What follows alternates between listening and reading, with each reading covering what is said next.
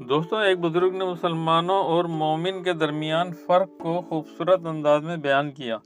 انہوں نے فرمایا، مسلمان وہ ہے جو اسلام کے ظاہری اعمال کو اپناتا ہے، یعنی نماز پڑھتا ہے، روزہ رکھتا ہے، زکوٰۃ دیتا ہے اور دیگر اسلامی احکام پر عمل کرتا ہے، لیکن مومن وہ ہے جس کے دل میں ایمان ہوتا ہے، جو اللہ کی محبت اور خوف کے ساتھ اعمال کرتا ہے اور اس کے قول و فعل میں اخلاص اور سچائی ہوتی ہے۔